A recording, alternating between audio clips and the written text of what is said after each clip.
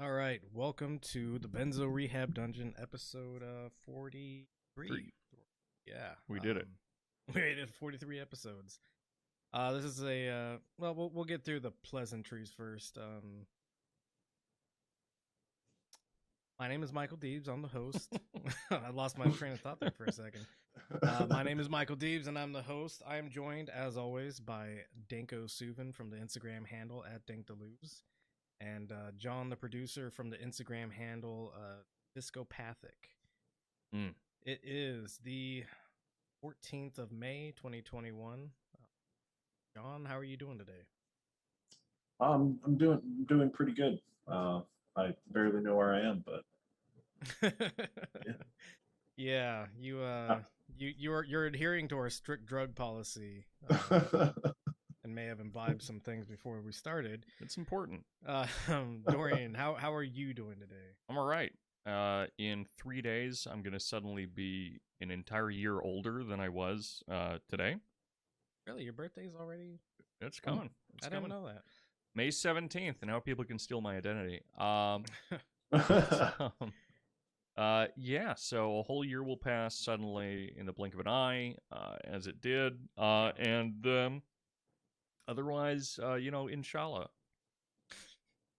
When you said that, somebody might be trying to steal your identity, I imagine like somebody's got like this spreadsheet, and they've got all your information, like your social security number and all like, that. I just need his birthday. Yeah, all they were missing was your birthday.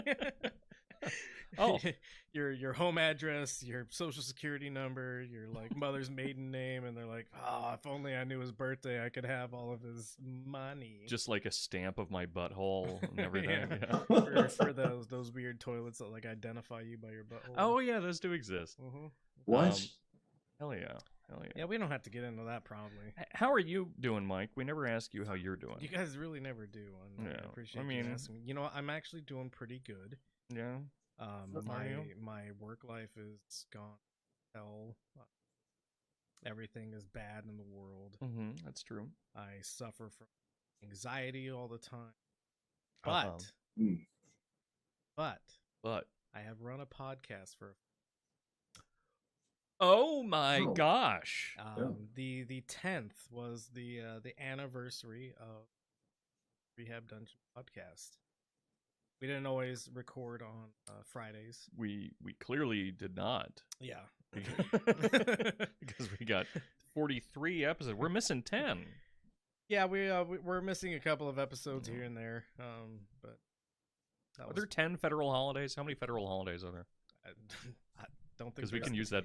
I don't think there's 10, and it had much more to do with mental health than anything else, I think. Yeah, whatever. And driving dogs places. Yeah, and driving dogs places. Yeah. It's been a hell of a year. It has. Trudging on. What a So in honor of the year, we're taking a shot here of Smirnoff vodka. Not a sponsor of the show yet. That's a bummer. But we're hoping, we're keeping our fingers crossed. The Benzo Rehab Dungeon, just a little history factoid, started because of a tag group I created to troll Jordan Peterson fans. Thoughts from experimental Russian Benzo Rehab Dungeon. And I would just, anytime I saw a post from like a Jordan Peterson fan, I would just drop that little tag group on Facebook. So, if Smirnoff, which is a Russian vodka maker, right? I don't know.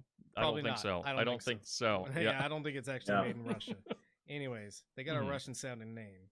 And if they want to sponsor the Benzo Rehab Dungeon, that'd be cool. It would be cool. Das Vidania. I'm not going to do any ads whatever. for them or anything like that because I'm against them. Yeah. But We've been receiving a small trickle of people asking to put ads on the show, and it's very funny. It is that quite is funny. Yeah. It's funny that they've reached out to you and not me too. Yeah, that is kind of weird, but which is the right call because you're the more social of us, I think. that's true. Yeah. Out of the two, I'm of us. a gregarious little boy. I'm a peephole person.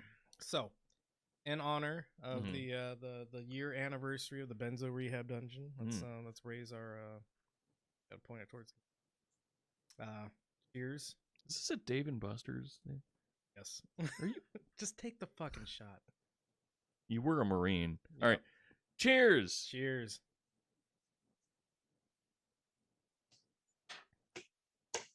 Goes down smooth. Excellent. Made out of vodka. Man, that is made of vodka. What do they do to it? You know, I don't think they take some potatoes and just like keep.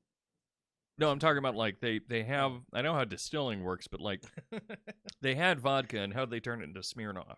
Oh yeah, I don't know. Because that's very different.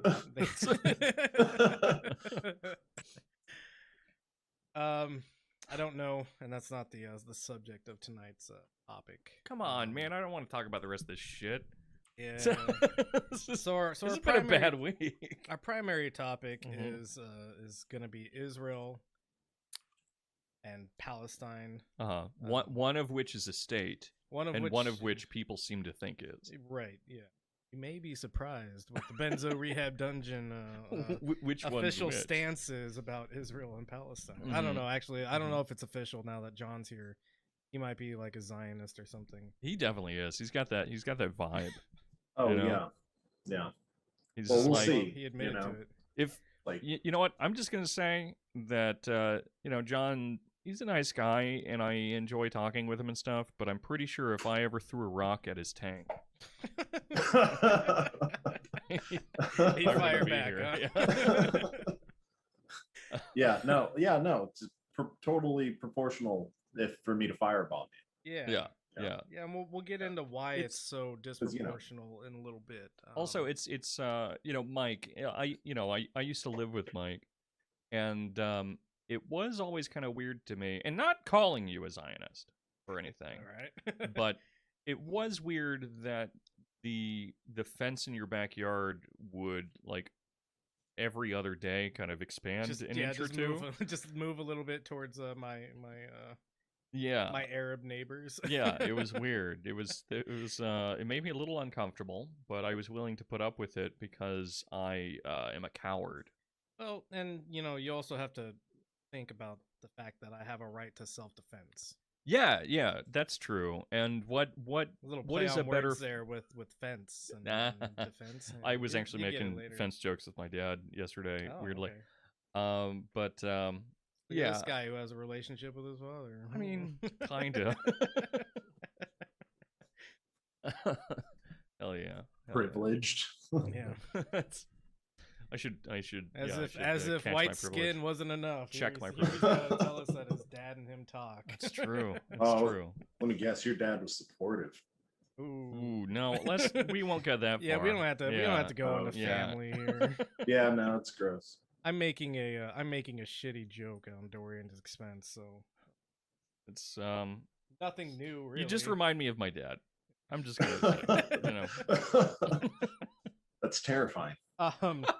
Yeah, Mike and I would make great dads. John, I feel like you'd probably make a good dad too, but I've never met you in person, so I feel like maybe you have like a stink that like overwhelms people or like vibes that come off that like cause people's arms to fall off or something.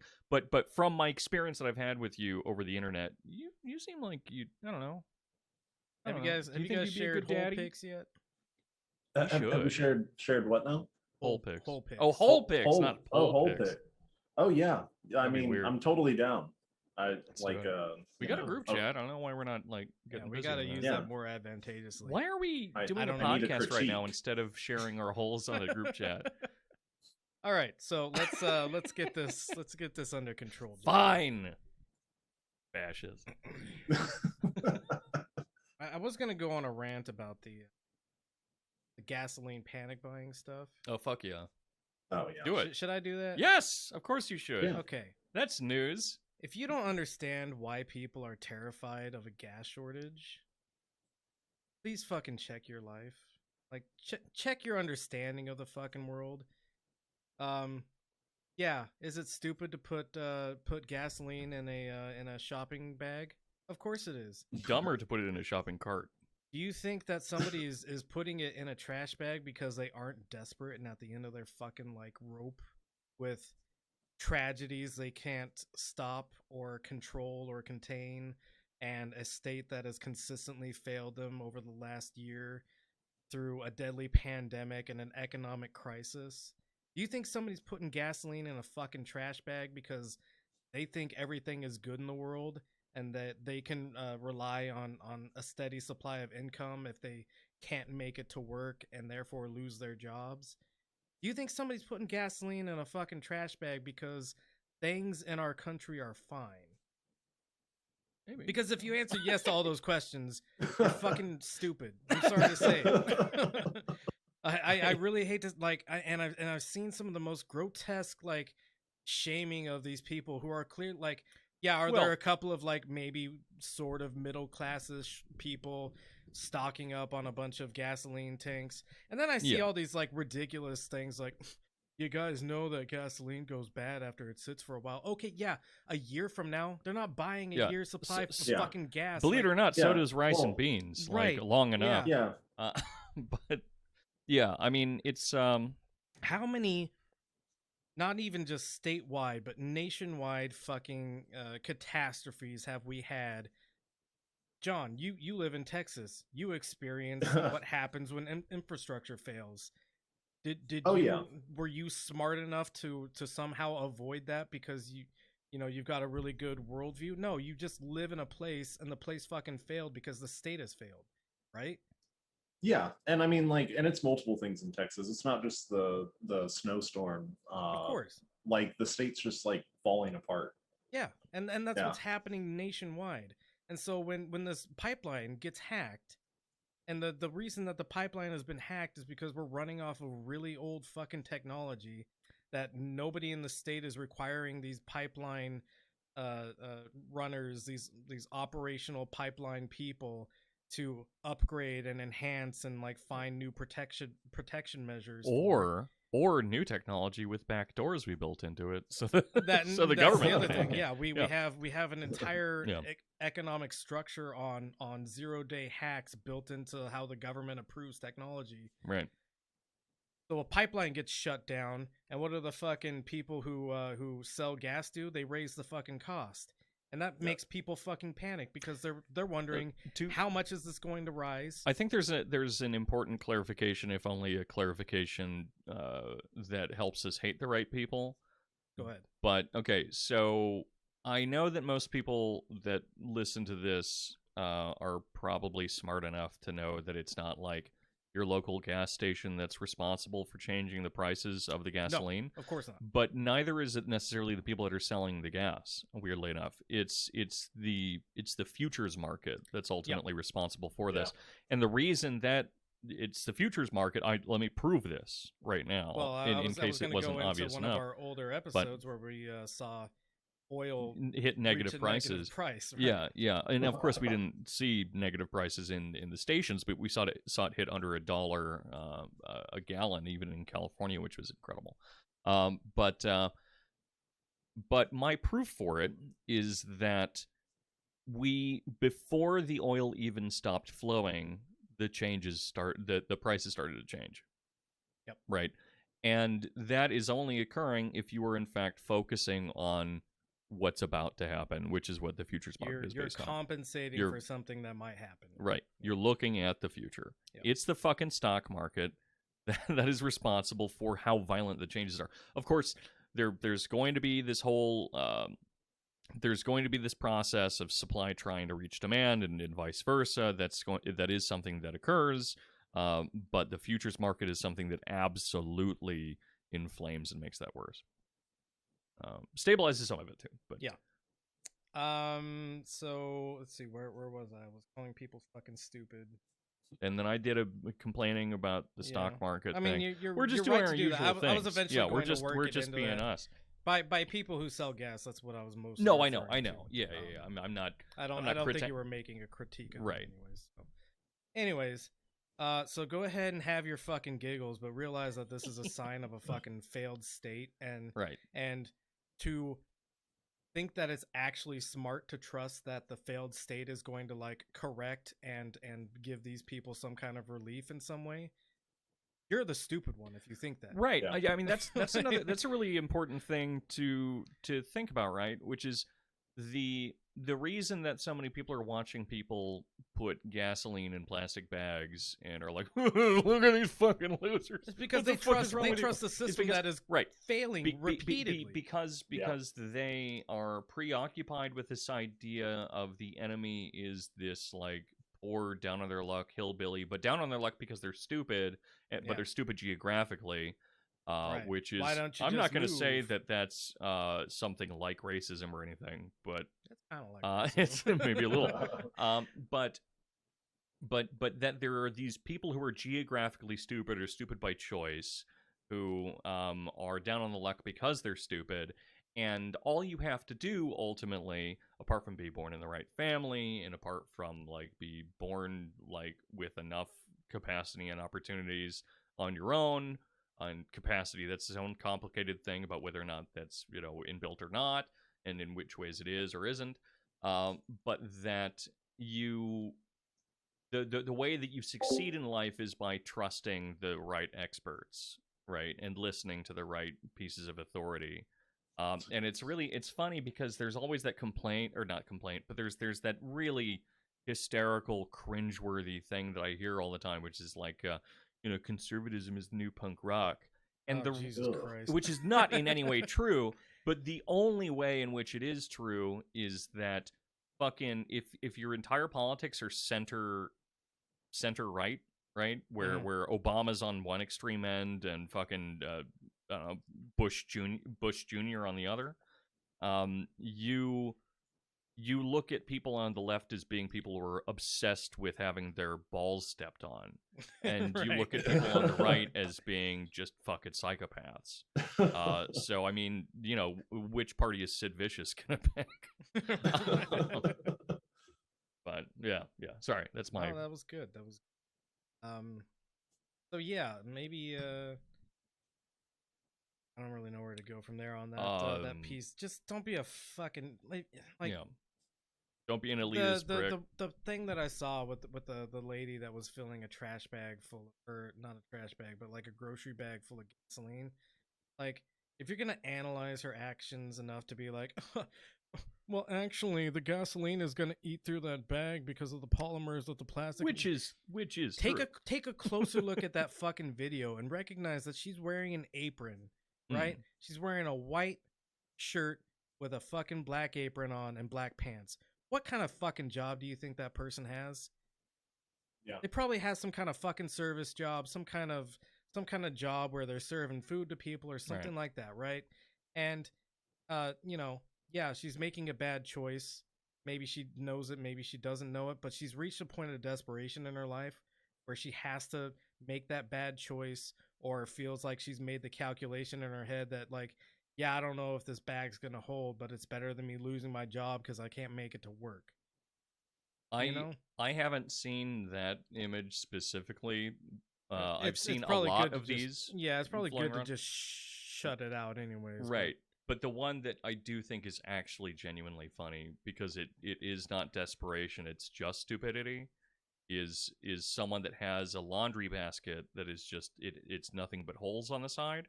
Yeah, but I think that was That's staged. very funny. I think that was staged. I mean, it was just staged a still, or not, it's yeah. funny. No, it is. You It is know? funny. Yeah, for sure. Yeah. But also, I don't know. My brain's done some stupid shit, so I could see her pulling it out and then being like, "Oh, wait, this is fucking wrong." And Yeah, then putting it that back. won't work. Yeah.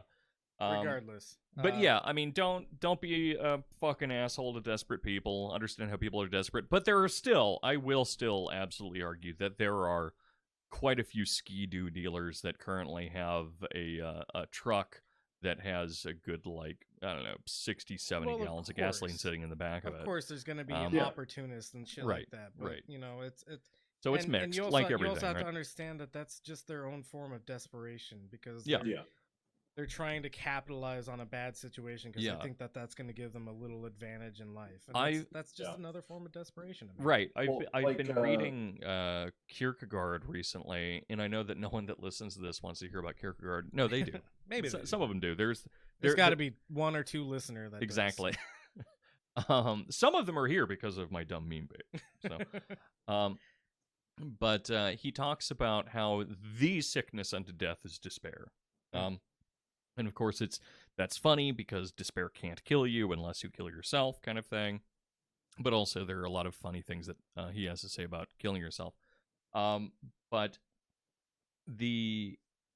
he maps out despair as being one of three different versions, right?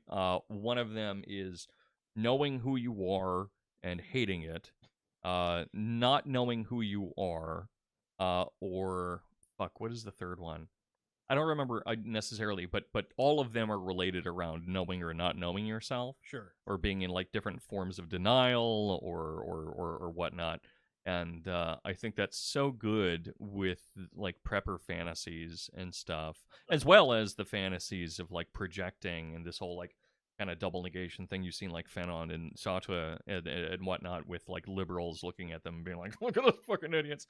Yeah. But yeah, all these different forms of despair. It's really fascinating. I haven't read Kierkegaard since like community college, and so this has been fun for me. Look at So this I guy. needed to bring it up. He has a college experience outside of community college. What a guy. I think that's about all we need to touch on with that, unless John With Kierkegaard, has, yeah, no more Oh. Kierkegaard. Oh The- no, I the- mean the gas thing. the only thing too is like the last gas shortage that we had in Texas because of the hurricane that affected us real bad here.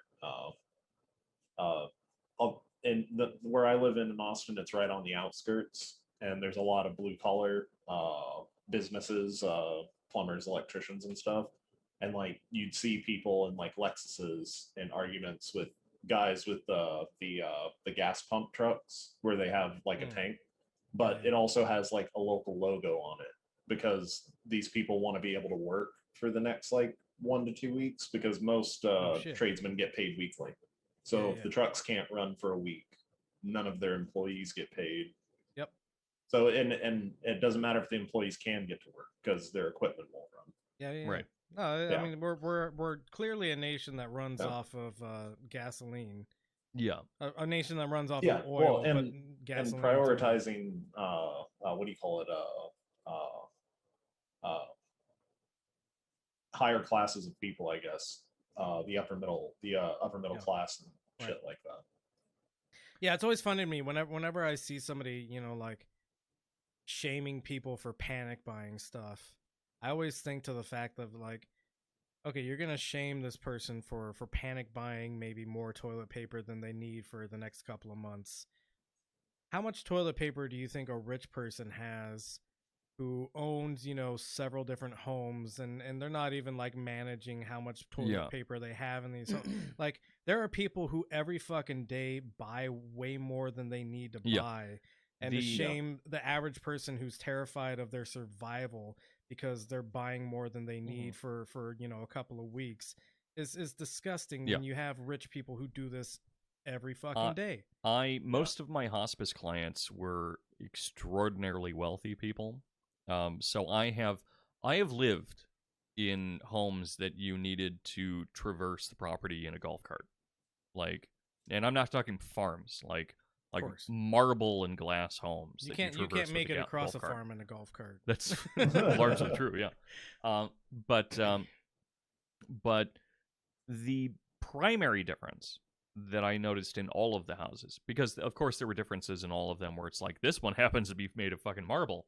The difference between my home and theirs was generally just that when I would run out of soap, I didn't have any more soap.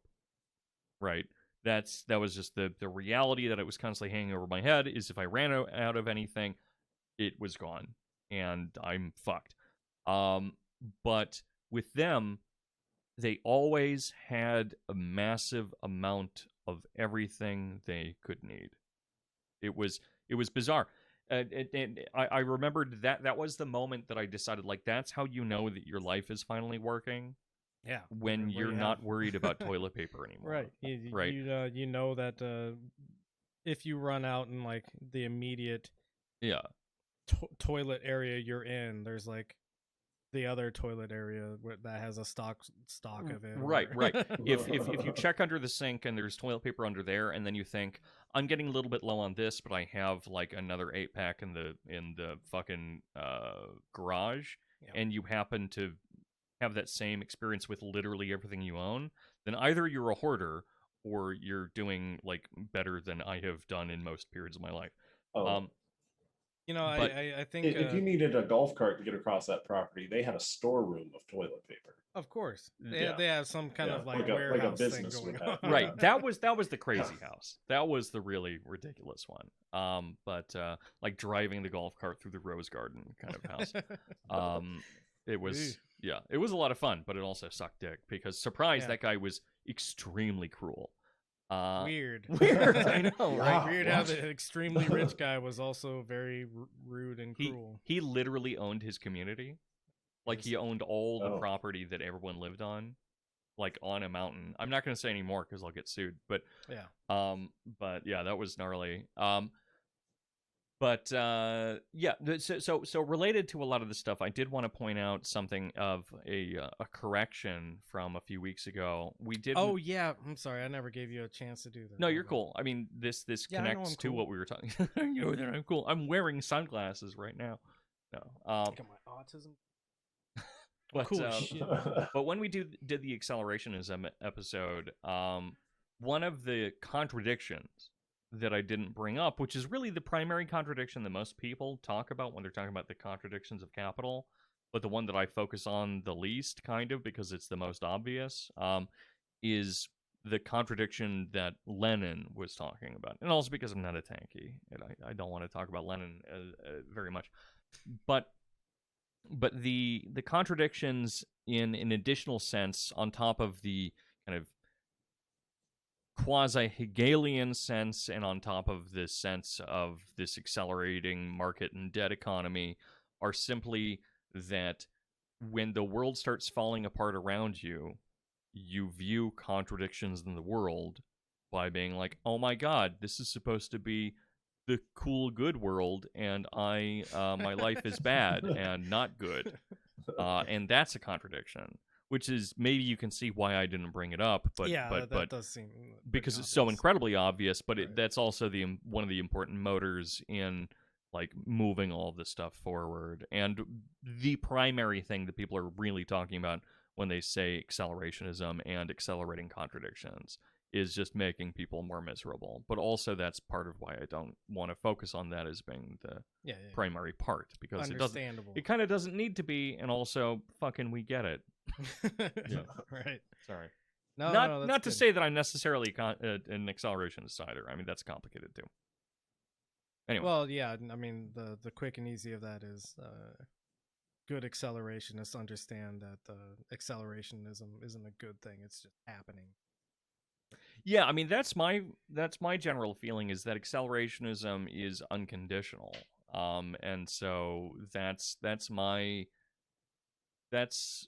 not the absolute of my thought, but No, that's a very good summary of it. Whereas some other people are just like, we gotta zoom boom boom, so that like that's the only way that we get into the future. 'cause it's is cool zoom, as shit. Boom boom. Yeah, and it's like no. And if we zoom boom boom enough, that means that there's going to be periods of strife, but we'll end up better because of it. Yeah, I mean, like most of my thought around philosophy or economics or literature or language, it's all descriptive rather than prescriptive. Some, like it's some difficult. screen of Smirnoff Yeah, just I saw popped that. onto my Yeah. But it's difficult for me to say like this is how we should do things. It's better for me to try to sort out how things are happening. Yeah, and then folks can sort it out for themselves. I think once when you show the how, mm-hmm. the what we should do, right, kind of becomes more obvious. Sometimes, I mean, that comes and goes in waves. Where like sure. at one, you gain a huge amount of knowledge, and you're like, this is exactly what we need to do, and then you learn a little bit more, and you're like, oh, never mind, I have no fucking idea where I am or what I'm doing, and then that happens, like that oscillates. Yeah. Well, anyway. I mean, the obvious thing to me is to move into a accelerate. cabin in the woods and Right. disassociate from society.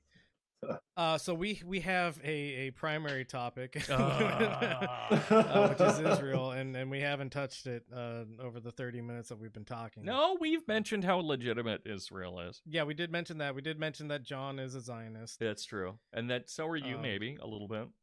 Crypto Zionist. Yeah, a crypto Zionist. What does that even mean? Well, fair enough.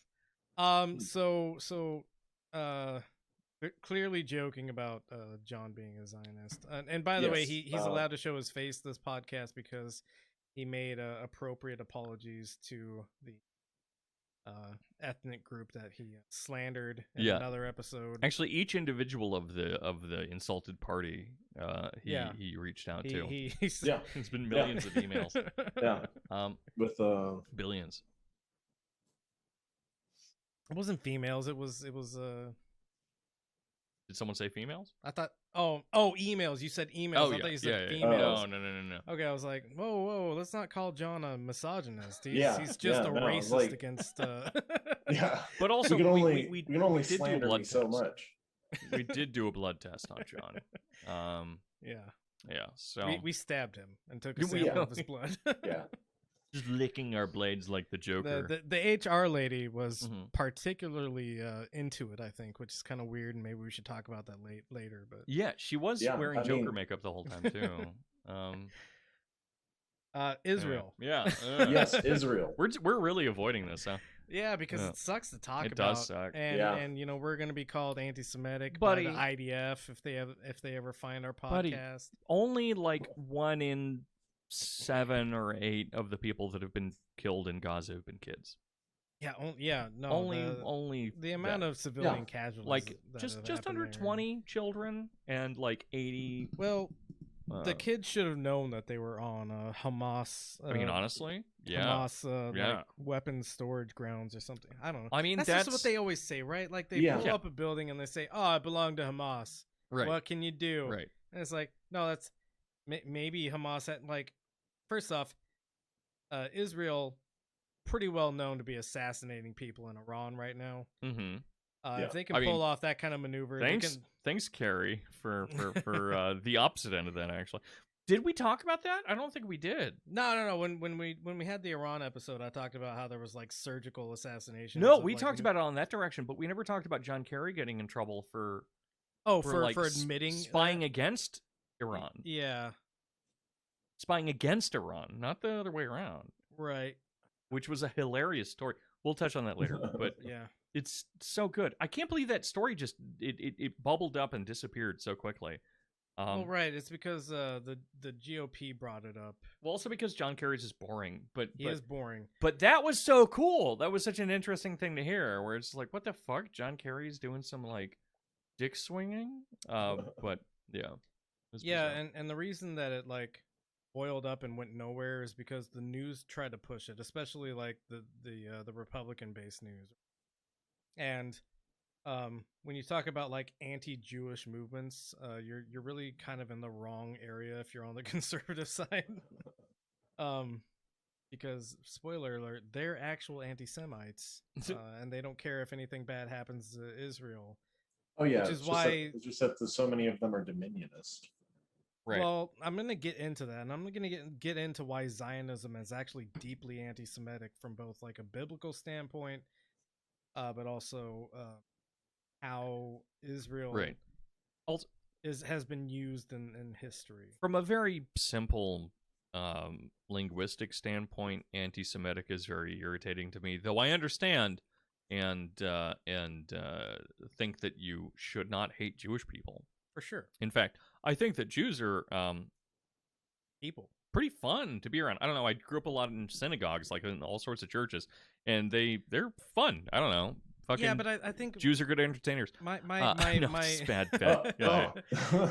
my thing is always just like you can show me any group of people and I'll be like, yeah, Yeah. they're just people. I mean, honestly, yeah.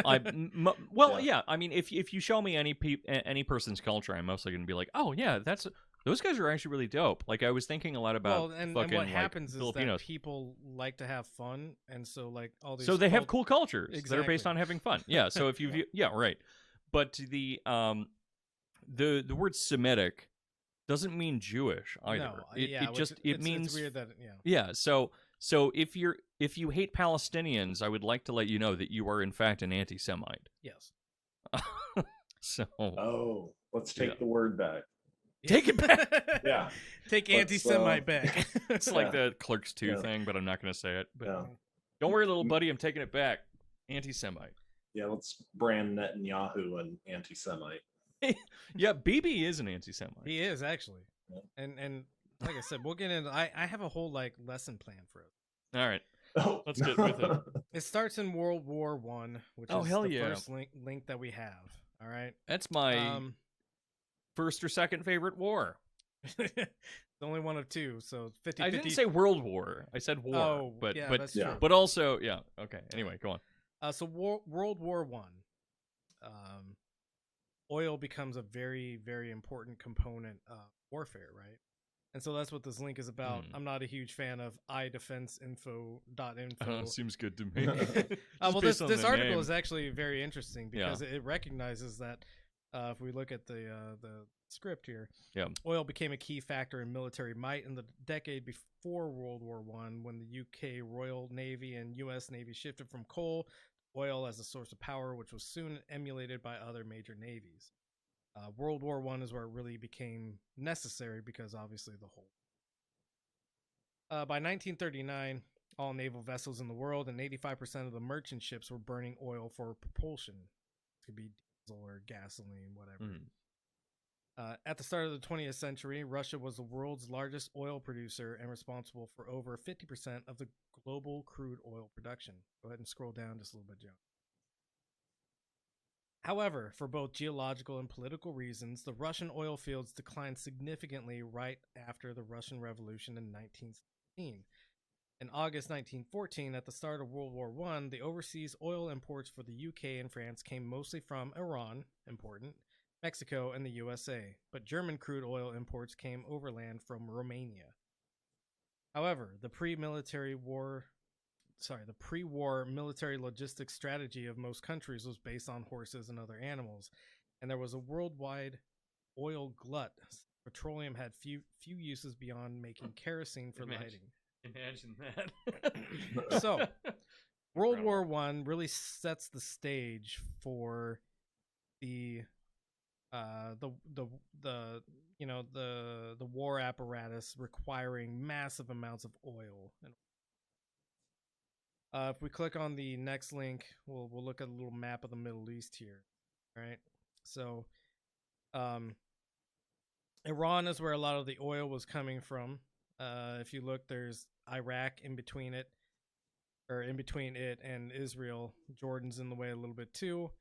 And this is kind of what we've seen over the last 50 years or so, is destabilization of all these zones leading to Iran. And then Iran had its revolution that we talked about in the Iran episode, and in the workshop, which we're doing revolution component. Good currently. plug. Good plug. Yeah, thank you.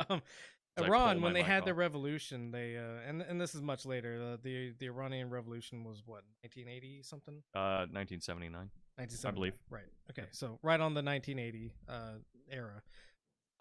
So, you know, and not even just in recent history, but you know, all these regions around here have been historically destabilized and capitalized on by Western interests. Nominally speaking, like the United Kingdom and the U.S. So if we go to the next link, we have the Balfour Declaration. The Balfour Declaration was a public statement issued by the British government in 1917 following the First World War, announcing support for the establishment of a national home for the Jewish people in Palestine, and then an Ottoman region with a small minority Jewish population. So what happened is Where did they place it? in Palestine, Oh, crazy. Yes. Okay, sorry. I just felt like that needed to be repeated. which was a nation Oh. Mhm. with autonomy. So yeah, you have a desire for oil that's really being raised in the United Kingdom and also in the U.S. The U.S. will come into play a little bit later to this whole thing because the U.S. had its own oil stores and wasn't necessarily interested in foreign oil at this point. Can I ask a related question, but something that's still maybe a little different? Go ahead. I know everyone here had kind of various forms of early education. It seems like. Well, I know that Mike and I have different forms, but how old were you when you realized or learned that Israel was as young a nation as it is? I was 4. Oh, How about you, John? I think I was 16. Right. I was in community college. I think I was probably 19 or 20. So, but all of these, I mean, 16 maybe makes. See, I was 16 raised makes by sense. like hardcore actual Zionists. Right. So that's But- why I had the perception of Israel as something that's always existed. Right. And the only reason that I learned that Israel was as young as it is at like 20 or 21 was because I took a specific class on Middle Eastern history at the CC. I just decided to take that out of my own, my own volition. And so without that, I don't know how long it would be before it clicked for me. So yeah, it's just interesting. I guess I should ask John. John, do you recall how you learned this? I was usually in pre-AP or AP classes. In high Oh, you're a school. smart boy. Yeah, that's why we have well, them here. Yeah, that's true. Somebody's but, got to keep us idiots in line. I am an underachiever though, so don't get excited. Millennial But, disease gate kid that doesn't do anything, right? And also, my grandpa read a lot, which influenced me to read a lot. And he was also an adult that would talk to me about things like this without like being like weird about it. Like when, That's cool. like how, because people get weird about Israel when you're like, yeah, no, they weren't a nation until 1947 or whatever. Yeah. Right. So Right. we'll get into that. So the Balfour. Well, sorry. Let me just follow that up Go with ahead. just the idea that it is. John had to grow up in a specific familial environment in order to be informed about this kind of thing, and be placed in like special classes, right? Yeah. For the smart kid classes, we'll allow the smart kids to know about this stuff. The dumb kids, though. Well, the I smart kids could be CIA agents. What? Right, exactly. Yeah. I only learned because State I took Department this like agents. specific class, and I was like, "What the fuck are you talking about?" Right. And I mean, Mike learned I only somehow, learned but because rather I was late. part of the war apparatus. In He was Afghanistan. literally involving the Middle East. That's why, And invading I was the like, Middle East. Why is That's how this this whole wild. region so fucked up? That's fucking Yeah. nuts. And That's why the do I crazy- feel like I'm not doing anything at all? And I'm just making the situation worse by being here because the people that I'm supposed to be fighting have like Damn. nothing, and I have all the fucking Yeah. utilities and missiles and weapon. Like not me as in like myself personally, but Right. like the apparatus that I'm But- involved in has this massive dominion over this region. It did not click for me that you were actively serving in the military and may have already been to Afghanistan before you realized that Iran was like an incredibly recent nation. Israel, that's- you mean? You said Iran. Oh, sorry. Yeah. That's also on the mind. Yeah. But Israel was an incredibly recent nation. That's fucking nuts. Iran, not a recent nation. Not a recent mean, nation. Iran into Persia, but yeah. Like, fuck it, that's nuts. That's Yeah, that's why I figured it. And then again, because I grew up in an incredibly Zionist home. same here, honestly. But yeah, I wasn't encouraged to go to college either.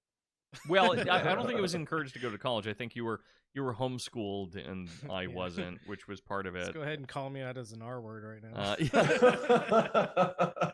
That's right. I was schooled by Mama and Papa. Me, Yeah, and Papa. I think is. I do have to say I am very impressed. I've always been very impressed with the fact that you're literate.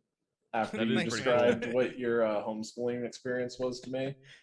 Yeah. Yeah, not studied by the best people. He know word good. Yeah. Yeah, Anyway. well, that's I'm very autodidactic. It's my like saving grace out of all that. That's what I'm saying. That's why both you and I ended up learning about this. Yeah. Is because of deciding to be autodidacts. I tracked down that. Yeah. Anyway. So immediately following their declaration of war on the Ottoman Empire in November 1914, the British War Cabinet began to consider the future of Palestine. Within 2 months, a memorandum was circulated to the cabinet by a Zionist cabinet member, Herbert Samuel, proposing the support of Zionist ambitions in order to enlist the support of Jews in the wider war. Very important thing to consider here. Pretty funny. So the one of the points that I'd like to make tonight, that Zionism is actually deeply anti-Semitic. We already went through why Semitic isn't the Right. We'll just stick with this. Yeah, no, it's the term we have. So. Yeah, the term we have, not the term we deserve. It's also the term we deserve. It is the term we deserve. So another facet of why Zionism is deeply anti-Semitic is so you have on one side of things the group of Zionists who want to use Israel as a garrison for war interests in the Middle East. Right? That's one side of Zionism. The other side of Zionism is deeply connected to the way to put this gently, so correctly. Batshit Christianity, end times prophet sort of stuff. Yeah. Where in order for the end times of Revelation to happen properly, Israel has to be like an actual nation. Yeah, I mean, so all of this is only true if you are a dispensationalist, right? And so I guess that's the term you were looking for, right? Perhaps, yeah. So which nobody understands, so please. Right. Yeah. Well, there's pre and post millennial dispensationalists, which essentially is just the idea that the end times that Revelation doesn't talk about what it does talk about, which is that Rome is shitting on the Christians, and this is an allegorical tale talking about Rome. But that Revelation is a prophetic document. That this thing will occur, and dispensationalism just means to dispense. And the dispensing that occurs to make it happen. Well, so, go ahead. There's a funny pun involved, maybe. I didn't realize that. That's funny. That's really good. But dispensationalism being that people will be dispensed of, as in... people will be picked up during the rapture. Yep. And so you speed that up, you dispense with it to dispense of. Right. Mm-hmm. No, so that's cool. So pre-millennial dispensationalists are people that thought that this was going to occur before the millennia, and then the millennia happened, and people had to fucking figure it out. And now we're all post-millennial dispensationalists. Well, see, I have this theory that the correct people were picked up in the rapture. Right? Yeah, it already happened. Yeah, and it was like 1 or 3 people. So, I mean, that's how it would happen, huh? Yeah. Yeah. You can't give fucking eternal life to that many people. You got to pick a very select group. Well, especially with like the it's rules a polycule. The rules of Christianity are pretty strict. Well, yeah. And who actually gets picked up in the rapture is a very, very specific group of people. Right. So yeah. So yes, Zionism is actually deeply anti-Semitic because you have on the one hand what we just talked about, which is the Christian fundamentalists who think that Revelation is a document of prophecy, and that in order for the prophecy to happen, Israel has to be a nation. And the other side of that coin, and why this is so anti-Semitic, is because the understanding is that the Jews are not going to make it to heaven, but they just have to exist. Right. Yeah. They become sort of a new sacrificial lamb to the end times that needs to happen. Batai has Yeah, entered well, the chat. But Ty has entered the chat. Isn't Go ahead, John. some of the more fire and brimstone ones do literally think it's a sacrifice? Isn't Yeah. isn't That's a war supposed exactly to what break out? That's where I'm and- saying, like, I grew up in a deeply Zionist home. Yeah. And that's the impression I got from what the Jews are supposed to be, is basically an actual sacrifice. Look, it's the final solution to bring God back. Ooh. Yeah. What? Yeah. What? No. Which I mean, it makes final those people as solution. bad as Nazis, right? Yeah, Yeah. It does. They're Nazis. Yeah, they are Nazis. Yeah. Yeah. And then what we talked about just before, the crazy Christian Zionism, is this Zionism that's basically placing the Jews, and it's really much of the same thing, where the Jews are just being placed in this circumstance where they constantly have to fight against an enemy in this region, right? Yeah. Can we do? I'm sorry to ask, John. Could you do this? What? Look up what is the population of Israel? Oh yeah, sure. Let's figure this out. Let's figure this out. I need to know this because I have a solution right now, Oh, and it is in fact. stop saying solution. It's. and I didn't while mean we're it talking that about- time. I didn't mean it that time. I have a 1.5 state solution here. Maybe, unless it's too high, which it won't be. John's gonna get this over. I'm sure he's doing the. What is He's it? actually counting every Jew right now. He so is. I it's- think he is. Yep. Tabulating. Tabulating. Ooh, 9 million. That's million? more than I Alright. thought. yeah, that is. That is more than I thought. But or 9.3 million maybe. So that's still a lot higher than I thought. But I would like to invite that every Israeli come as a refugee and live in the US Ooh. because you already are living in the US in Yeah. a different way, and the Palestinians should stop being murdered. Man, you're blowing my delusion. Oh yeah, we need to talk about Deleuze too in this. We do. Yeah, because the memes of Saturn posted yeah? this really funny meme the other day where Deleuze Talking to the was- idea. was talking about the IDF, and it's like, your war machine, or you have a war machine, but it's not very nomadic. Right. And I thought about that very long and hard. I got and- mixed feelings, but yeah, go on. No. I realized that the war machine is not nomadic from Israel itself, not because it's like a bad war machine, but because the war machine of the IDF and just Israel in general is actually nomadic from the U.S. and the UK. Well, I see what you're saying. I do see what you're saying. I want to get really shitty and like really pick this apart. That's what we do but, here. We get really shitty. So go ahead. Yeah. I mean, the nomadism of the war machine is not. It's not even spatiotemporal, right? Like that's. I mean, it has to be temporal to some degree, but it's not spatial. Sure. And so, I mean, he's shit posting. So I'm not gonna like. No. I'm not gonna say like my buddy's an idiot because he and I are actually good friends and whatnot. But Oh, we're friends with the meme and that's the Saturn. only reason that I wouldn't call him stupid. No, Because he's otherwise, great. he's a fucking imbecile. the few Memes of conversations- Saturn is the dumbest person I know. He's got one of the best aesthetics on. Yeah, no, it's good. Instagram, It's yeah. good. He's got bisexual lighting Yeah. in meme form. But he's not but, doing the ropes. Of Not openly. Yeah. Not Go but, ahead. but this nomadism idea is. I should rewind. There's so many things we need to talk about because I'm trying to remember what we've talked about in the workshop versus what we've talked about in the Let's just start from in square the one. podcast. This Square might- one. This might be somebody's first We should do an oh. episode. Do we have a free? Oh no, we're out of free episodes until June, right? What do you mean free episodes? As in we have guests coming on Oh, until June. No, we've got sooner than that.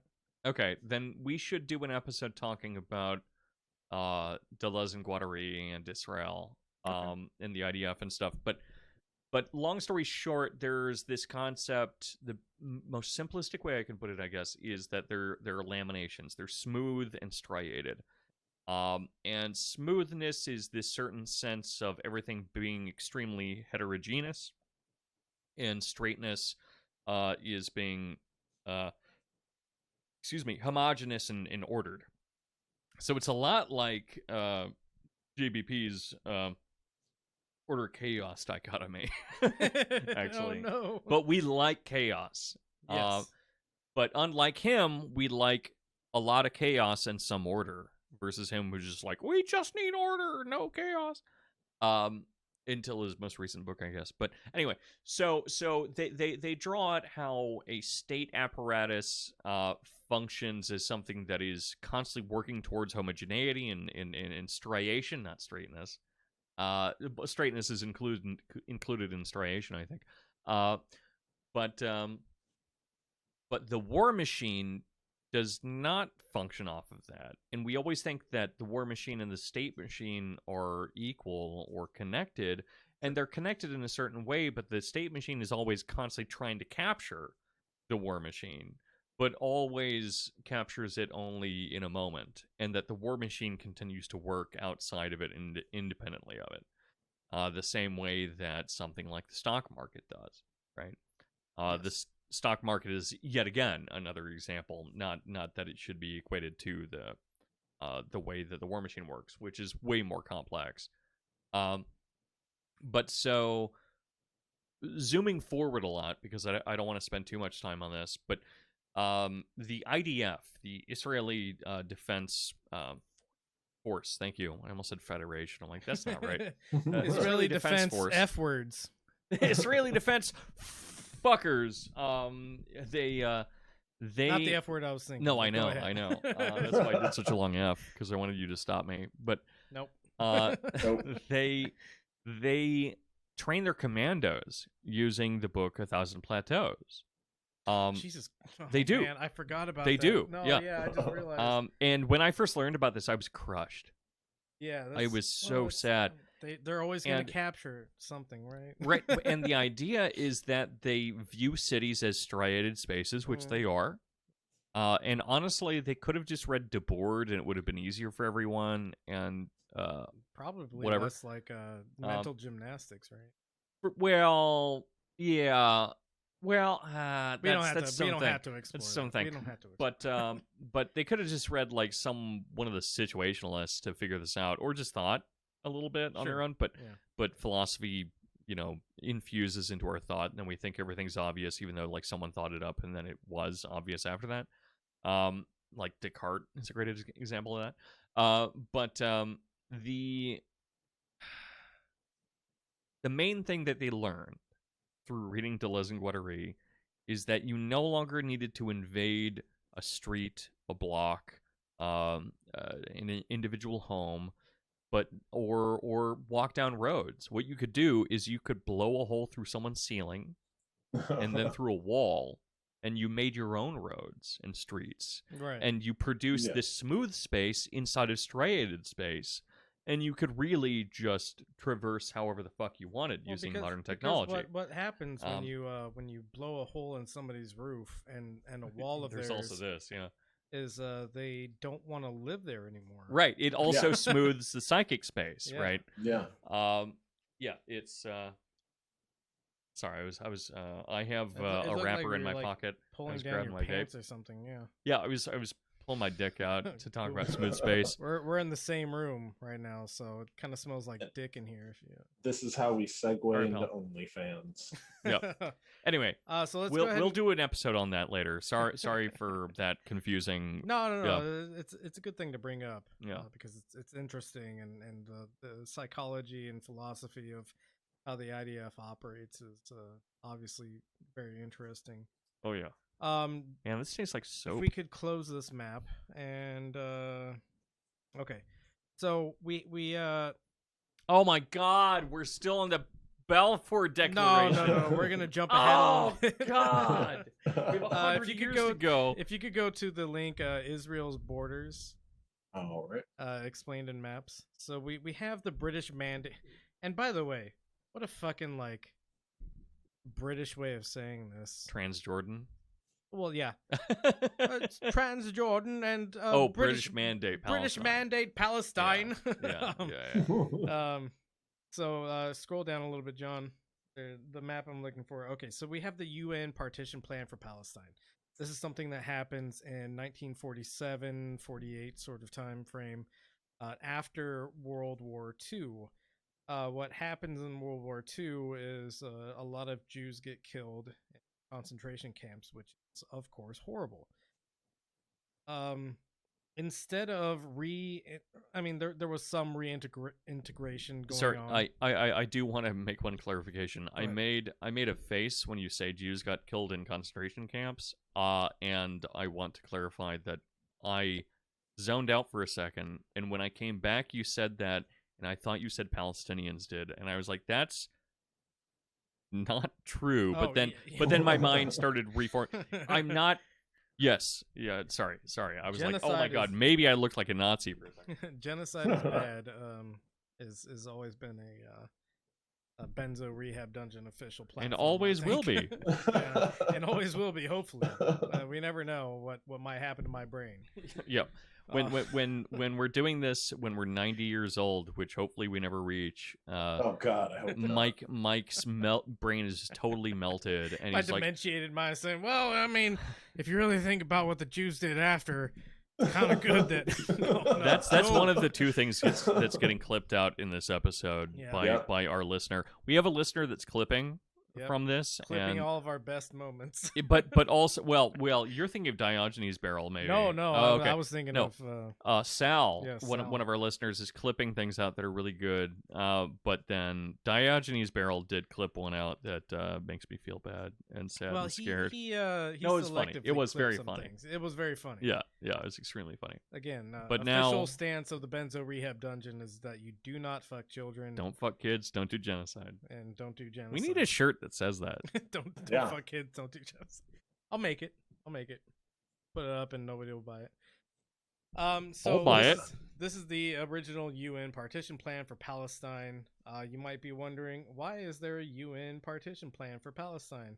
At the end of the Second World War, Palestine wasn't really owned by Palestine anymore. It was owned by the British.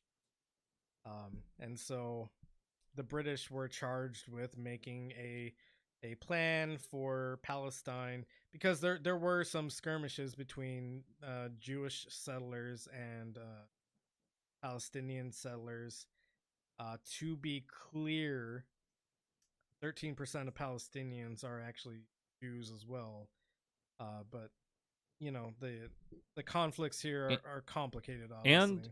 And Yeah. as in addition to that, there are 26% of Israelis are not Jewish, Yes. and a large portion of that are Arab. Yep. And so there is like growing dissent and like a weird, interesting political movement and change going on in Because Israel itself. racism happened. Yeah, I heard an interview of a millennial that did not want to be called an Arab Jew anymore, that they wanted to be referred to as Palestinian because they are Palestinian, but because they culturally live in the Israeli-controlled Israel. I didn't know that. Like every time they said Arab Jews, I was like, oh, these are I guess Arabic I don't know. people who are Jewish. Yeah, and they're these are Israeli or Palestinians, whatever. yeah. Yeah, they're Palestinians. Yeah, Right. And after I heard this like young guy's interview, I was like, oh yeah, like fuck that. Yeah, call yourself. Also, Palestinian. there's an interesting thing moving into like referring to yourself as Palestinian, which, you know, Palestinians are Palestinians, in an arbitrary kind of sense, but also in a cultural sense, but that there is a long-standing culture of an attempt towards, and some successful, pan-Arabism, right? Of course. And so surrendering the term Arab is actually a huge kind of signifier and move to make. and one that I can't really make that much comment on, not having that much engagement with that. But yeah, being willing to claim that you want to be viewed as a Palestinian versus an Arab in a space that wants pan-Arabism, especially in a leftist sense, is there's some profundity to that I'm not quite entirely parsing, but seems really interesting. So I'm glad that you both brought this up, because if you look at the UN partition plan, the darker brown is an Arab state, and the tan color is a Jewish state, right? Obviously, the UN didn't really think about how these demographics actually work. What they were trying to do was to create a garrison in the Middle East. My estimation of what was actually happening. On the forefront, of course, they're saying, "Oh yeah, we need to have a Jewish state so that the Jews have a safe home." Look at how many Jews died in World War II from the concentration camps. Obviously, a horrific thing to happen to any group of people.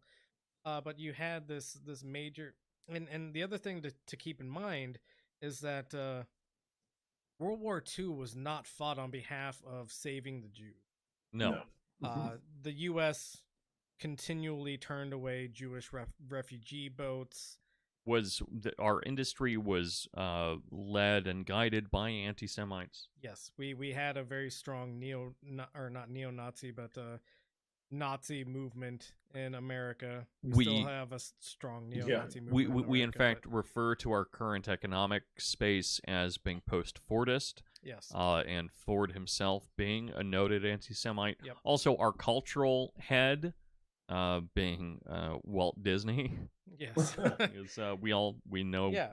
We know about him. It's important to note that for maybe the everyday American who was fighting in the war, they had some sympathy for what was happening to Jews in Europe. Not discounting that my great-grandfather was one of the first, he was part of one of the first units that stumbled upon like the actual concentration camps, horrified by it, and because of what he saw, like in his own way, he became a Zionist because he wanted the Jews to have a safe place to call their own. So, maybe the everyday rank and file soldier had some sympathies for the Jewish people, but the reason that the U.S. entered World War II was not because we had a governmental sense of we need to save the Jews. At the end of World War II, there were all these displaced Jewish people, and anti-Semitism was still strong in all these places we had like nominally like liberated from Nazi rule. And so the solution that came to mind was, well, what if we ship them back to the homeland, so to speak? That's why you have you have Jewish people who are very dark skinned, and then you have Jewish people who are very light skinned, like Bibi Netanyahu. And I don't know exactly like. Are you doing a whole Ashkenazi versus? Sorry. No, not necessarily. I'm kidding. But that does factor into what's happening. Europe didn't really want the Jews, and so there was a push to find a place for them. The better thing would have been, of course, to integrate them back into the societies that they were displaced from. But what happened in a large way is that they were put back into Palestine. Right. And you get the UN partition plan for Palestine in order to make this all wrapped up and good. Can I really quickly bring in a different country? Which is the reason that the Rwandan Genocide happened, and this happened much later, this happened in the 90s, was because of the fact that the Dutch, the Dutch didn't leave in the 90s, but no. The Dutch ended up reorganizing their society with different people on top of others, and then it was fortified by different cultural kind of components as they left, where you had certain groups who then carried on this path of colonialism that were more or less, which were native to the space, and then, ironically, it was in fact the people that were subjugated in some way by them that led this genocide and murdered I believe what was the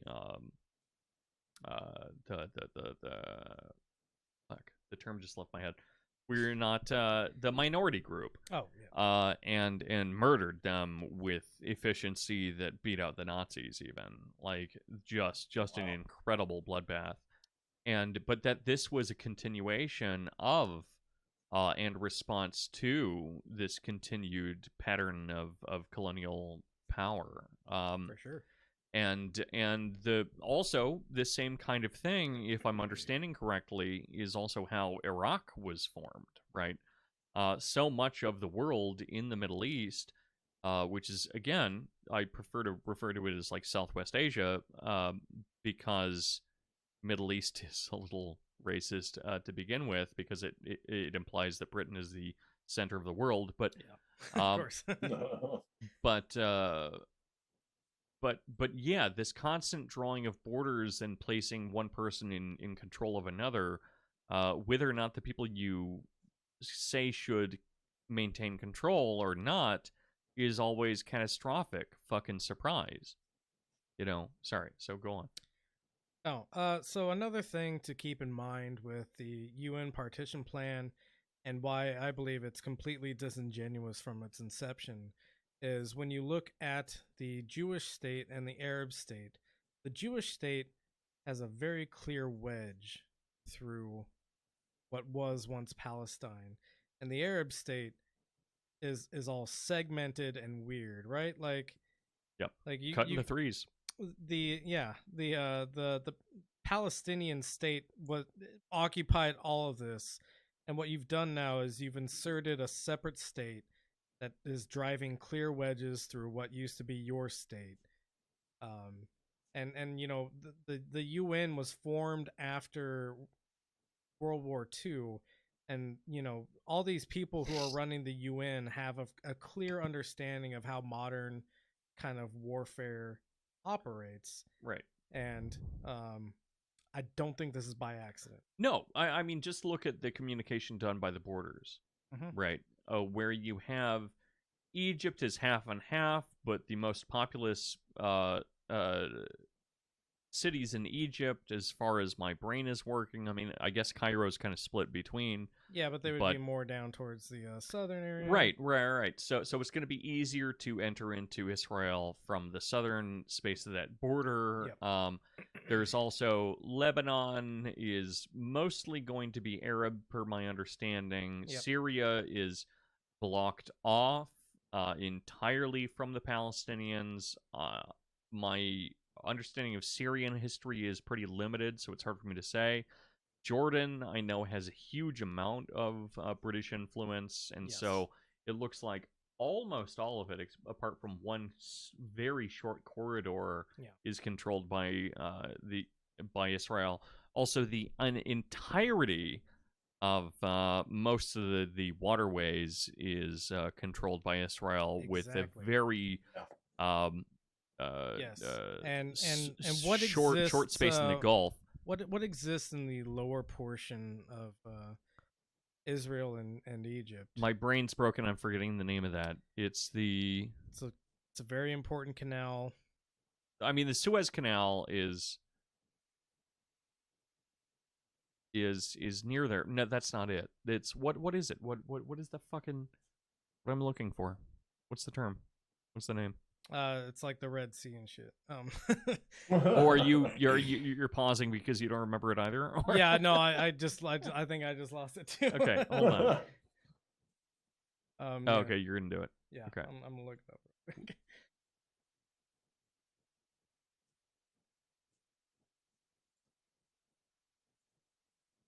So there's the Suez Canal that runs through Egypt, and yeah, it's on the other side of Egypt. It's the Gulf of Aqaba.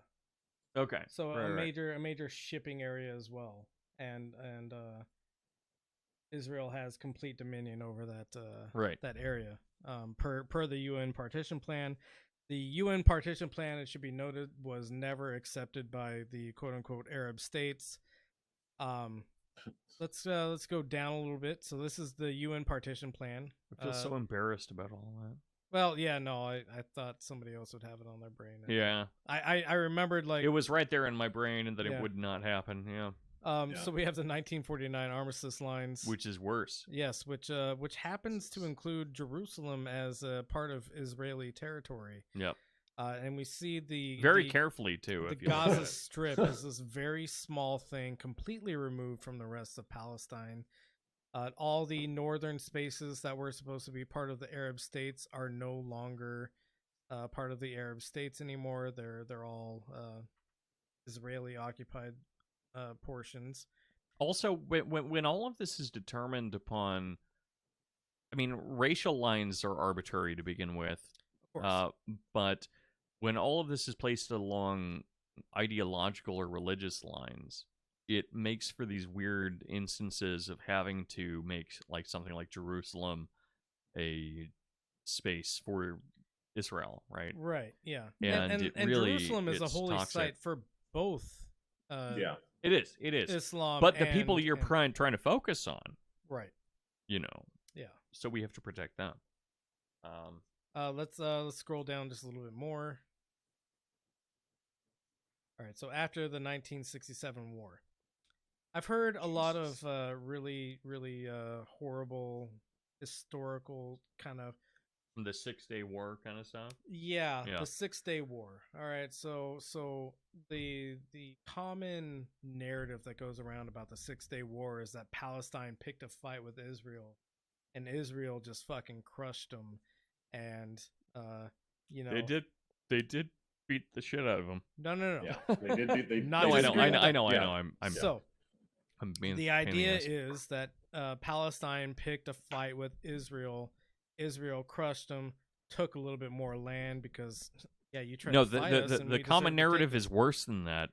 It's that 6 states picked a fight with Israel, and then Israel kicked all their butts, and then Yeah, and I don't know how to tell you that if you think all these states picked a fight with Israel when they were being massively funded by outside forces, not even just massively funded, but also massively armed by outside forces, it's like you've got the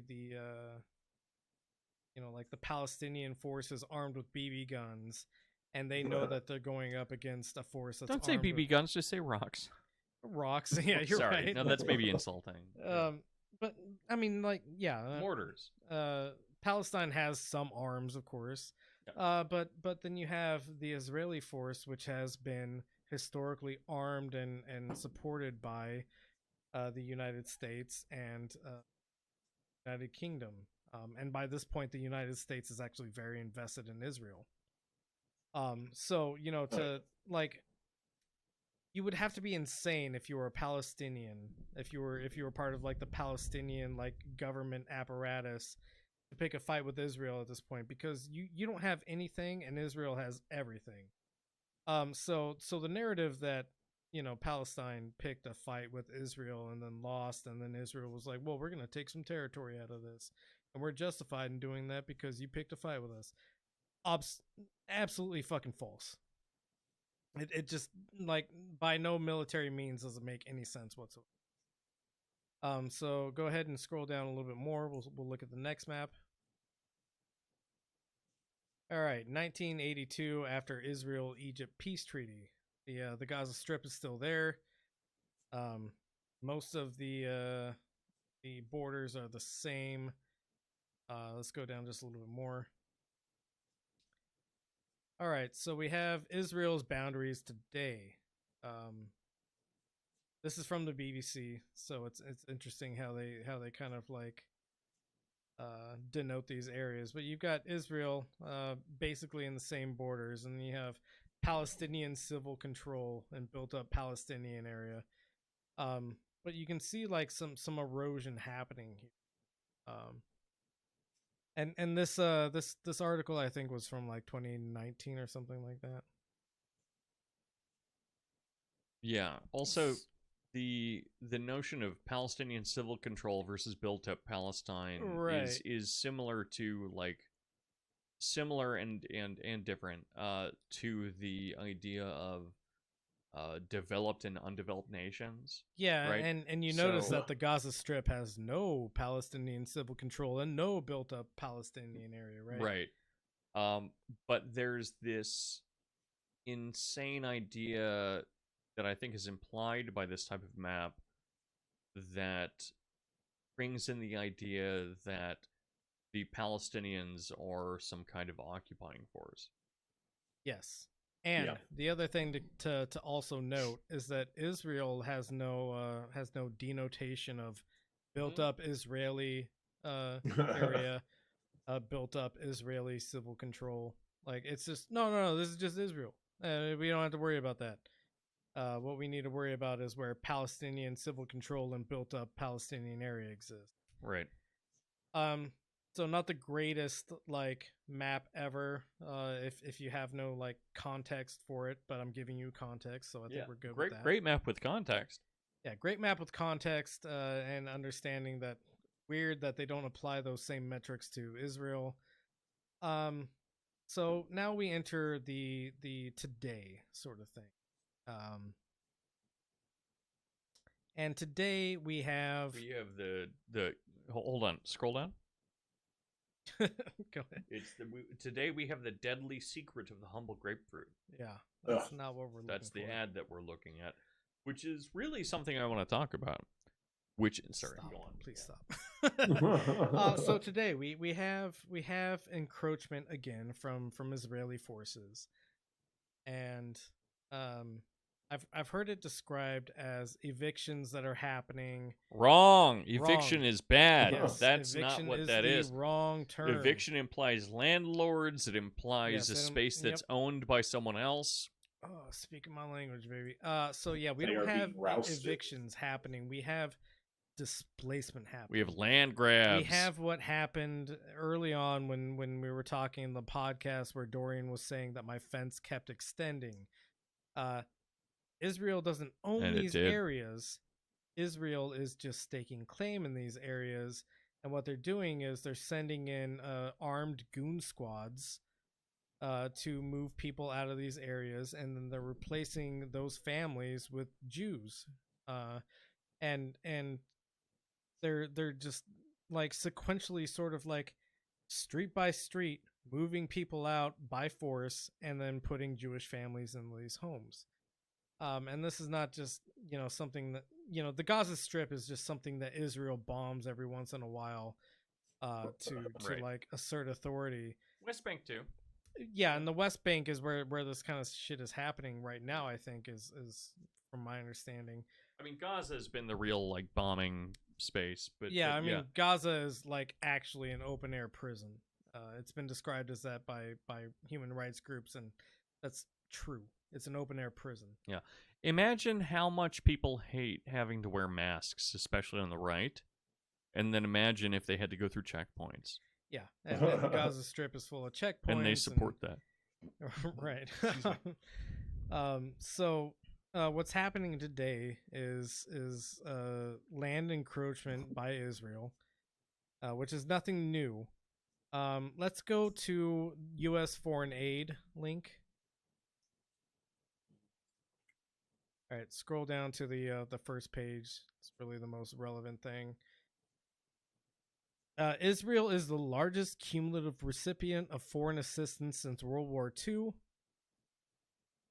Successive administrations working with Congress have provided Israel with significant assistance in light of robust domestic U.S. support for Israel and its security, shared strategic goals in the Middle East, mutual commitment to democratic values. There are so many democratic states in the Middle East that's like the idea that Israel is the only democratic state in the Middle East is fucking like garbage. Yeah. So from U.S. support for the creation of Israel in 1948 to date, the United States has provided Israel 146 billion current non-inflation adjusted dollars. So if adjusted way for more. if God adjusted for damn. inflation, way fucking more. And bilateral assistance and missile defense funding This report was in 2020, so fairly recent enough that the dollar amount still makes sense if you consider that $146 billion is way more than is being reported. Go ahead and go to the next link, because on top of our like just dollar funding of Israel, military and economic aid. Since 1976, Israel has been the largest annual recipient of U.S. foreign assistance, according to a November 2001 Congressional Research Service report. Israel, U.S. assistance, and that's just the report's name. It has totaled a whopping $81.3 billion. Go ahead and go down to weapon sales and grants. Israel is one of the United States' largest arms importers. In the past decade, the United States has sold Israel $7.2 billion in weaponry and military equipment, $762 million through direct commercial sales, more than $6.5 billion through foreign military sales. In fact, Israel is so devoted to U.S. military hardware that it has the world's largest fleet of F-16s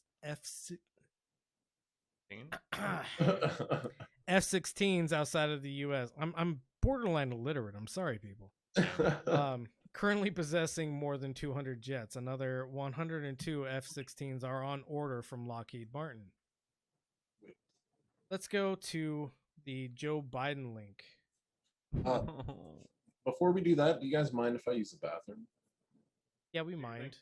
I mean, we'll do a pause-a-rooney here. We've been going hard for an hour and a half, and John, on top of being a racist, is also a little bladder baby boy. Yep. Don't just take that, man. Fight back against me. Look how good Joe Biden looks in that picture, though. Yeah, those hair plugs. Man, he really doing overtime. Worse than me, thank God. Yeah. No, but I have the bladder of a disabled squirrel. Baby poo poo poo. All right, baby poopy boy. We're taking a break. I'm cutting off recording right now. Yeah. I literally told you when we were coming back, and you could have done that before.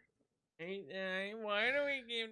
I don't like this podcast, man. I don't like doing it. I don't like doing anything. I don't like recording.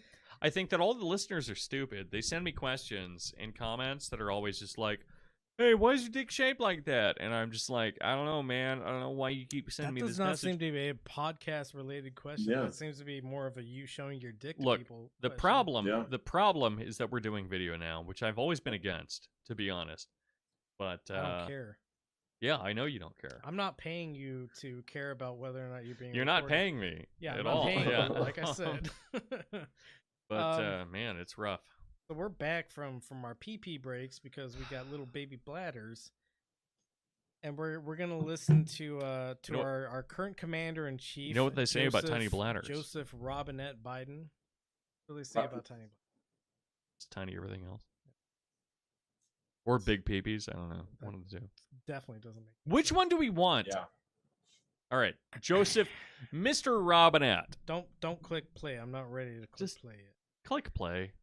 So you know, Joe Biden is a renowned Zionist, and this is one of his earlier rants about Zion. And imagine being this passionate about what he's talking about. Imagine being a Protestant. That's true. I mean, he's a pro-Zionist. He's always been a Zionist. There's actually video of him saying, "I am a proud Zionist." Sure. We don't need to look into that because he's saying all he needs to say here, and then in the next link, look at his one really quick thing. I'm sorry. Go ahead. John, can you get a picture of him just today? Just Joe Biden. Yeah, let's do it. Yeah. Because keep in your mind, everyone, this picture that we're looking at now. Yeah. Earplugs are a hell of a thing. I'll just say that. But I hope that's not like too leading. It is, but how can you know that the world is looking at you like this? Right. and then show, which I'm balding too, dude. Well, you know, Whatever. I'll come clean here. Oh, are you balding? And then so I started going bald when I was 16, right. and the reason is because I have a condition called alopecia areata. Oh, you have the alopecia. That's cool. So I started going bald like way before I should, and I was, before I started going bald, I always looked at all these old dudes that were like trying to cling on to the last vestiges of hair. And I was always like, dude, if I ever start going bald, I'm just gonna fucking shave my head. Right. Like, why would I want to look like a fucking clown show that's like obviously losing all of his hair, but like trying to keep as much of it as possible and like doing weird things with comb overs and comb parts. Right. There are only two ways to do it. Okay. There's shave your head bald. Yeah. Which I do half the time. Right. I'm just so tired all the time that sometimes I don't do it clean. Sure. But at least buzzed. Or you allow yourself to bald as a balding man, and you're just like, I'm a balding man, and it makes me look like authoritative and balding, and it's fine. But when you're trying to cling on to yeah, it, is exactly, where it gets sad. Comb right? overs and shit. And look at Joe Biden. Look at Joe Biden now, and just did he think that people just wouldn't notice that change had occurred? He got all that hair back. So how long has he had these plugs though? Like, has he had them as long as I've been alive? I think since like Barack Obama's presidency. At least, yeah. So if we go back to the actual thing that we want to watch about Joe Biden. Shut up, Mike. Which is people want to talk about Biden's hair. Yeah, I'm sure. That's what the people want. That's what I'm here for. Jeez. Fuck you. Sorry, I had to say it once. It's people tell me it's my catch line. So. It is your catch line. So this is Joe Biden talking about Israel in a very interesting way. If we look at the Middle East, always sounded like I think it's about time we stop, those of us who support, as most of us do, Israel in this body, for apologizing for our support for Israel. There's no apology to be made. None. It is the best $3 billion investment we make.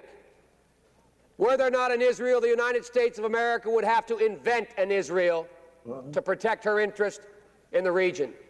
The United States would have to go out and invent an Israel. He's not wrong in an evil sense. No, he's absolutely right. And the thing to take away from that is that the Sagar guy. All right, Sagar, what's on your radar? No, we don't want to watch this. God. Why did you do this, John? If we look at the Middle East. All right. If we look at the Middle East, what, Mike? I'm docking your pay for this episode. I'm just kidding. Because I don't pay you anyways. Fuck, what was I talking about? Our interest in the Middle East. Yeah. So Biden clearly understands that we have imperialist interests in the Middle East that stem from Israel. If Israel didn't exist, the United States would have to invent an Israel to protect her interests there. Ooh, you pronounce you determine that the U.S. is female. No, that's what Joe Biden says. He says her. Oh well, I mean, I think a lot of people do, but okay. I wasn't sure if that was you or if it was Biden. No. I think the United States is a dragon machine that has no gender, but doesn't have a pussy. It has 5,000 pussies and 5,000 dicks. Beautiful. So you hate hermaphrodites. So I hate non-binary people, right? No. Clippable. Joe Biden understands that the U.S. has imperial interest in Israel. If we go, I guess we already looked at like the amount of money that the U.S. spends and the amount of arms that U.S. gives or sells to Israel. Yep. And so if we go to the next link, got Joe Biden's campaign promise to the Jewish community. Joe Biden and the Jewish community, a record and a plan of friendship, support, and action. So we can kind of go through this first like little area. And by the way, he's still accepting donations. Campaign's make- been- Make Trump a I don't one-term click that. president.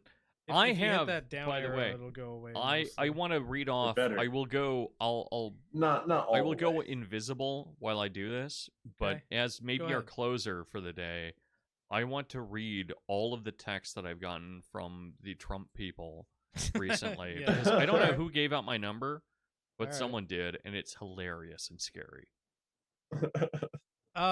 So keep going down. It's interesting because Joe Biden is running for president of the United States of America, and this first little section is about Jews in America. But if we go down to the next section, Next. Will. so Joe Biden's record of unstinting support for Israel is what I'm looking at. Oh. So Joe Biden's stalwart support for Israel and his commitment to protect Israel's security and strengthen our two nations' partnership is deeply personal and spans his entire career. Since his first trip to Israel in 1973, shortly before the Yom Kippur War, Biden's commitment to Israel's security has been unshakable, fighting in the Senate for critical aid to Israel, calling it the best $3 billion investment we make. Also, That's a clip we if just someone listened refers to. to it as the Yom Kippur War, you know which side they were on. Exactly. But So you know, first off, we have this identification of there's two states at play here, is the disingenuous thing they say. What they give to Israel is tons of money and tons of weapons, and then what they give to Palestine is humanitarian aid, which falls drastically short of what Palestine needs after it's bombed by Israel. But you can see where the money goes. The $3 billion investment doesn't go to Palestine. The $3 billion investment goes to Israel, and Israel is the constant aggressor in this back and forth between Israel and Palestine. So, as vice president, Biden helped ensure unwavering support for Israel's security. During the Obama-Biden administration, he was a key advocate in securing support for life-saving technologies like the Iron Dome, David's Sling.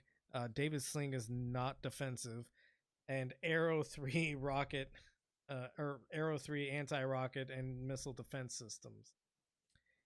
Biden helped shape the unprecedented $38 billion 10-year memorandum of understanding for defense assistance to Israel signed in 2016, the largest such military aid package in U.S. history.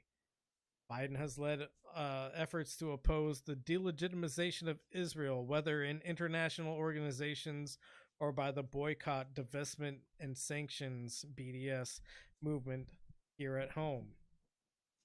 Biden took historic steps to prevent Iran from obtaining a nuclear weapon. The Obama-Biden administration imposed crippling multilateral sanctions. Like, when you talk, like, yeah, you're admitting that you crippled Iran. right, which is what they want to do, but they want to imagine that Iran isn't full of people. Right, exactly. Yeah. It's just Iran a scary is monster. just a government that is antagonistic against us and not full of people. Which brought Iran to negotiations, paving the way for the Joint Comprehensive Plan of Action that prevented a nuclear-armed Iran.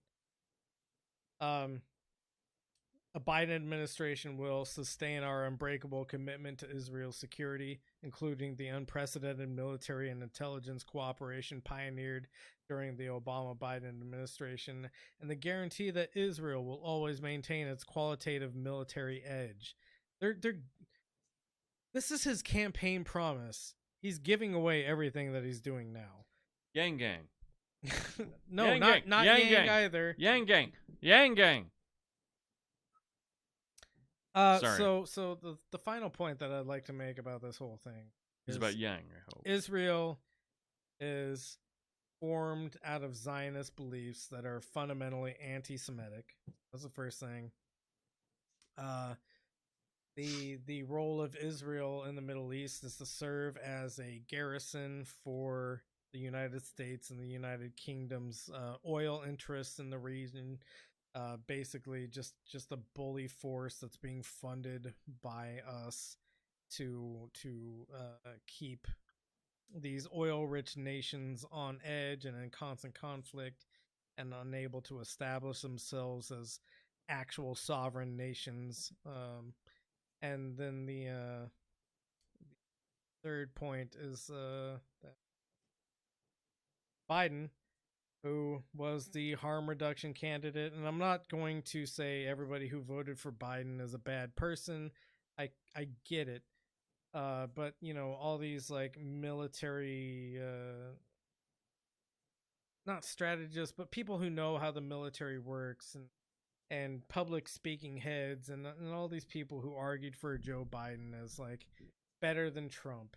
And one of the things that they were hypothesizing that was better than Trump is that Trump recognized Jerusalem as the capital of Israel, right?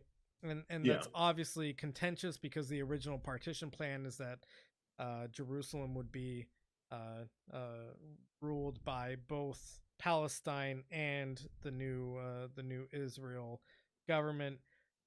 Well, it claims that Israel has won all of the wars and that they are the owner of all of the space. No, that's what I'm saying. Yeah. It's contentious So because it's not even that it's contentious that they won Jerusalem, but that they are now the ruler of the entirety of that area. Right, yeah, and it's good that you're making that clarification. And so the thing to keep in mind is that Joe Biden has always been a Zionist. He loudly proclaims that he's a Zionist, and that was me farting. Yeah, I heard You're that. welcome. I don't know if everybody else. I Heard hope that. everyone did. Hold on, I'll do it again. No, we don't have to do that again. Did you hear it, John? No, you must have like some kind of noise reduction. Yeah, we have. I had a table in the way.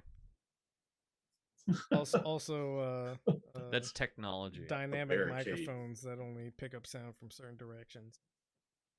Regardless, there's so many people that are like, well, Joe Biden should step in and say something about what's happening with Israel and Palestine right now. You voted for the guy that I'm sorry, you voted for the guy that loudly proclaimed that he was anti-Palestinian. He didn't say he was anti-Palestinian like in such terms, but every one of his policy platforms for being elected was pro-Israel. And when you're pro-Israel in that way, what you're implicitly are is you're also anti-Palestinian. Yeah, you're just pro-colonial. Yeah, you're pro-colonial. Yeah. And recognize that what's happening in Palestine, and I'm going to go ahead and just call the whole region Palestine. Yeah, is a God bless is a colonialist effort. Inshallah. And it's a colonialist effort that is anti-Semitic and that is anti-Jewish because it's putting Jews on the front lines of danger. It arms them very, very well, but it is ultimately saying, yeah, you as a Jewish person are able to die for the things that we want to see happen in the Middle East. That's always the way it's been. There could have been a solution to Palestine without creating this constant conflict. And when we talk about the idea of peace in the Middle East, it's usually centered around like Israel and Palestine to a certain degree, and it's never going to happen because the ruling forces of the Western world want this conflict to keep happening, and we've always taken steps to make this conflict happen. Right.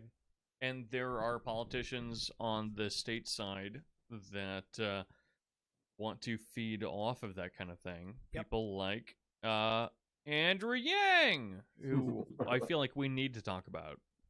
We need to talk about Yang here. We do. All right. What did he say this time?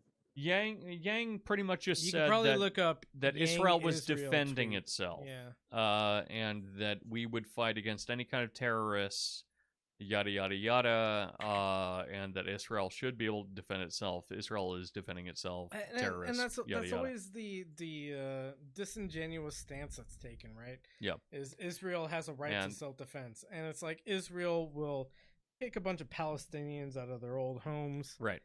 not evictions. Let's Yeah. be very clear, not evictions. That's what the media keeps Right. saying. Evictions are happening. No, but it's not evictions. It's displacement. The Yang thing is important because of the fact that he's running for governor of New York.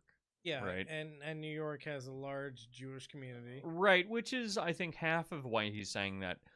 But also that I forget But the he name. misunderstands like the actual Jewish community Yeah, stance. on of course, this. of course. But he's running against I forget who the person with the second highest numbers to him is right now, but they are worse in a lot of ways, and so it's Oh yeah, we're not getting. He's any apologizing good there. governors, of New York, and so there is a real broken thing going on in New York right now. Oh, this is his apology.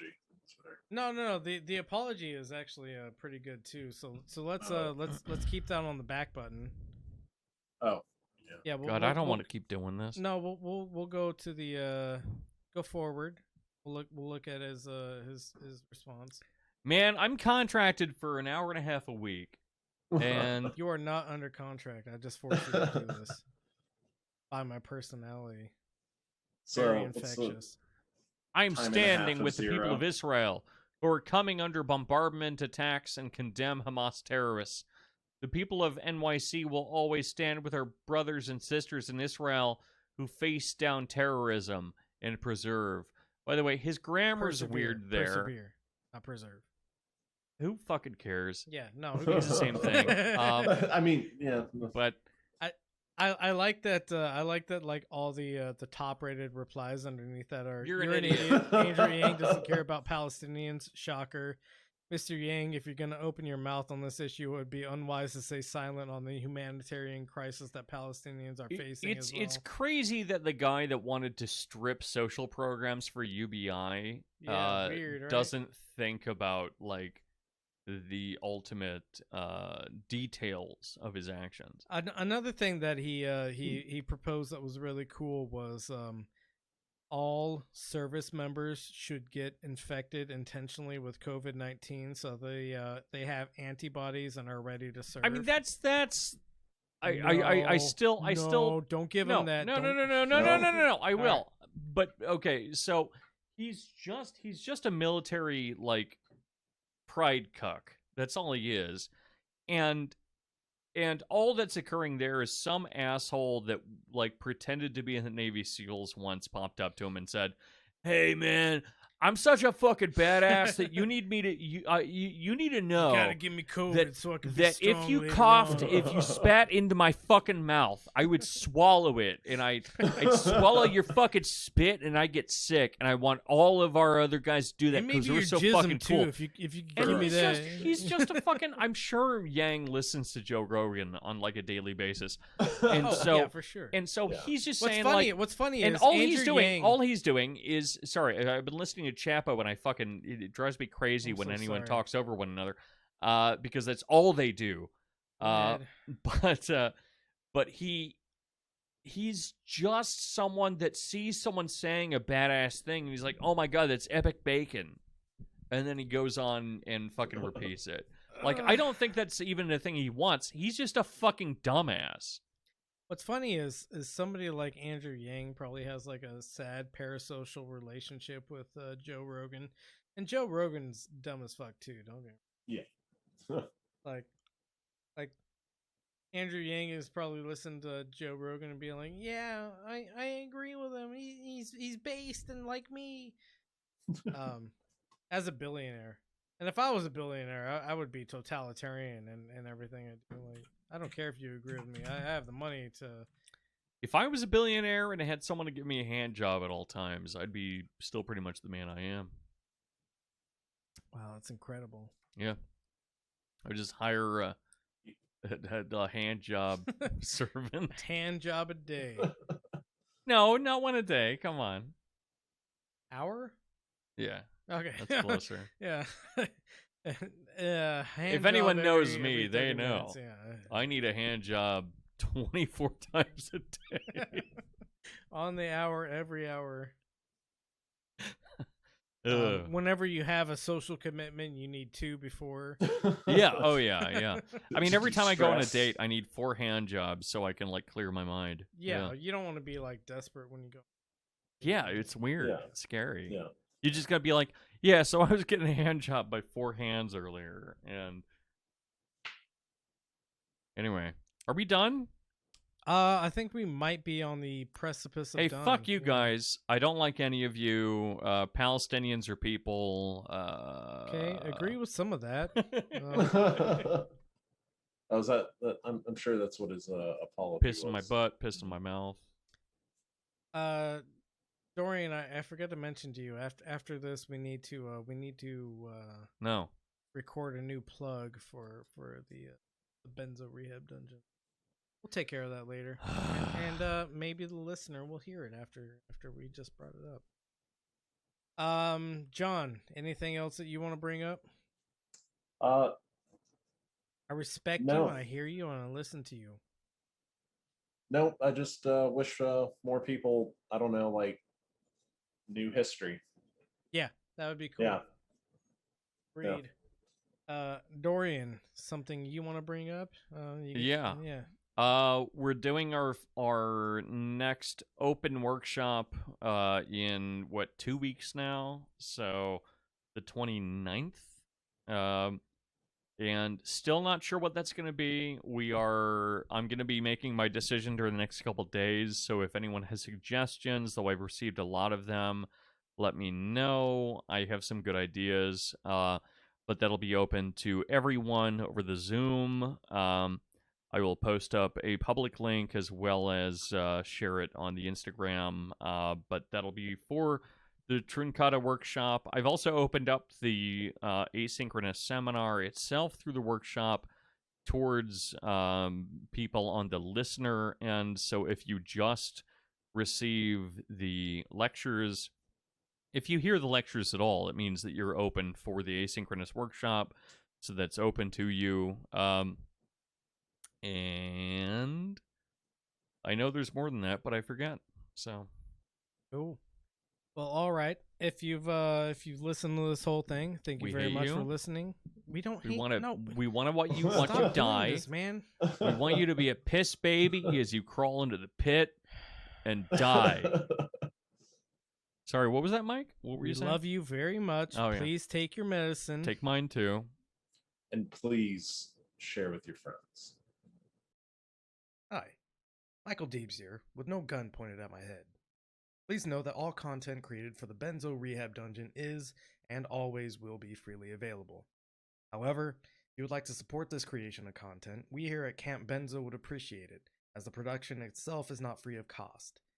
Anything donated will go to covering the various subscription fees maintained for content production or improving and expanding the content produced. If you are able to, please head on over to patreon.com/BenzoRehabDungeon.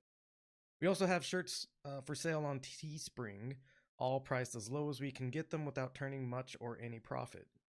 They are mostly so that you can show your loved ones that a necessary intervention may be on the horizon. Links to the merchandise storefront and our various social media profiles can be found on our link tree, which is the word linktr.ee/BenzoRehabDungeon.